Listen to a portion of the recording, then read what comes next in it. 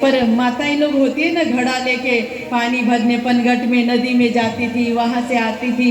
लोगों ने कहा कि यहाँ कोई भक्त है क्या जो हमें भोजन प्रसाद करवा दे। तो किसी ने कहा हाँ हाँ है ना, वो राजा है, वो राजा सबका ख्याल रखता है। उसी में से कोई ऐसे भी होते हैं कि हाँ हाँ बहुत ख्याल रखता है, पिछले बार इतना भंडारा करवाया और ब्राह्मण की हत्या कर दी। ऐसे करके आपस में बात करने लगे। तभी वो धर्मराज जो सोच रहे थे कि किसको पाप दूं, जो ये चुगली कर रहे थे ना आपस में, आके पाप उन्हें लगा। इसीलिए जिसकी आप निंदा करते हो वह सुन नहीं रहा है, आप बैठ के निंदा कर रहे हो, यानी बिना साबुन बिना पानी उसके पाप धो रहे हो और अपने पाप बढ़ा रहे हो। ये शास्त्र कहता है, मैं नहीं कह रही। कबीरदास जी ने भी कहा, निंदक नेरे राखिए आंगन कुटी छवाए। क्यों छवा के रखना चाहिए? कहा जब निंदक को पास में रखेंगे तो बार बार निंदा करेगा तो अपने पाप बिना साबुन और बिना पानी के धुलते रहेंगे। इसीलिए कहा वाणी का पाप जो है, ये जो झूठ बोलना, चोरी करना, दूसरों को कूट भाषण, कटु भाषण करना, ये वाणी के पाप है। इनका भी त्याग करना चाहिए। बहुत बहुत ज़्यादा कठिन नहीं है। अगर हम सोच लें कि हम अपनी वाणी से किसी को कष्ट नहीं देंगे, अपनी वाणी भगवान के कीर्तन भजन अच्छे काम में लगाएंगे, निंदा चुगली में नहीं लगाएंगे, तो ये बहुत बड़ी बात नहीं है। पर ये बहुत बड़ी बात है आज के समाज के लिए। निंदा चुगली, किसी के पैर खींचे बिना रहता नहीं। उसे जानता, अरे मैं जानता हूँ उसको, क्या उसके खानदान को जानता हूँ। कभी पूछो तू खुद को जानता है? अगर मैं पूछूं कि तुम कौन हो, तुम कहोगे मैं तो उर्मिला हूँ, तुम्हारा नाम है ये, तुम कहाँ हो? तुम कहोगे मैं ये हूँ। ये तुम्हारा सिर, ये तुम्हारा हाथ, ये तुम्हारे पैर अलग अलग कर दिए जाएं तो तुम कहाँ हो? न नाम है न रूप है, तुम निराकार निर्लेप निर्विकार आत्मा हो। तुमने कभी अपने को जानने की कोशिश की? कहते हो फलाने को जानते हैं, उसके खानदान को जानते हैं, खानदान का चिट्ठा निकाल के रख देंगे कि उसने क्या किया था, उसके बाप ने क्या किया था। क्या मतलब इन चीज़ों में?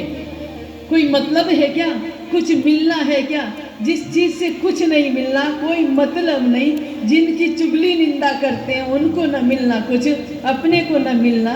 तो ऐसे बातों से हमेशा बचिए। ये वाणी के पाप हैं, इनको भी दूर करना चाहिए। शरीर द्वारा होने वाले पाप क्या है?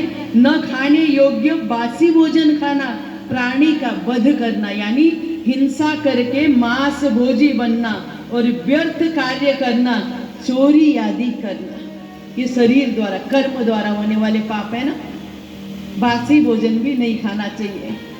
आजकल फ्रिज हो गए, पहले तो लोग रोज बनाते, हर टाइम बनाते थे, खाते थे।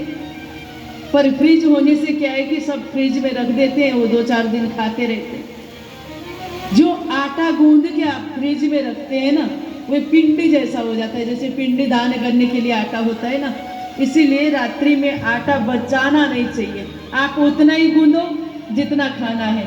अगर बच जाए तो उसकी मोटी सी रोटी बना दो और बाद में चूरा करके चिड़िया को खिला दो। पर गूंद के फ्रिज में आटा नहीं रखना। बासी भोजन नहीं खाना।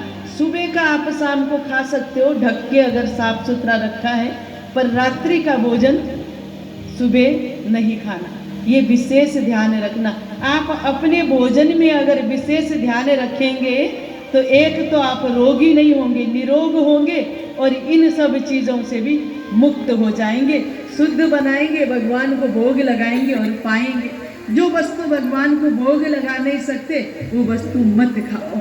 भगवान को भोग लगा के खाने वाला वस्तु जो है वो प्रसाद बन जाता है, और भगवान के भोग के बिना खाते हैं वो विषाद बन जाता है, वह दुख का ही कारण होता है। इसलिए ऐसे वस्तु का भोजन बनाओ कि जिसको हम भोग लगा सकें। यहाँ तक कहा गया, आपने भागवत जी में सुना ना, दूतम पानम स्त्रीम सूनाम। ये 4 वस्तु में कलयुग को परीक्षित ने वास दिया था। दूतम यानी जुआ, पानम यानी शराब नहीं पीना चाहिए, जुआ नहीं खेलना चाहिए, स्त्री पर स्त्री के प्रति आकर्षित होगे तो ये मरण का ही कारण बनेगा। जब रावण न छूटा इस दोष से, तो आप जैसे क्या छूट सकते हो? आप किस खेत के बथुए हो?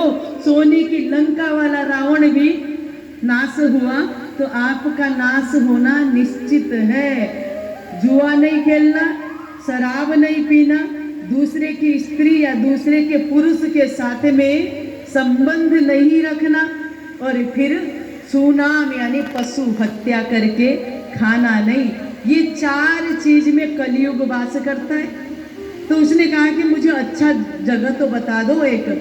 तो परीक्षित ने कहा अच्छा जगह देता हूँ। जो दूसरों की चोरी करके लाया गया, वैसे सोना भगवान का रूप माना जाता है। गंगा जल न हो तो सोने को डुबोते थे पहले लोग। मरते हुए व्यक्ति को गंगा जल नहीं है तो सोने का पानी पिलाते थे।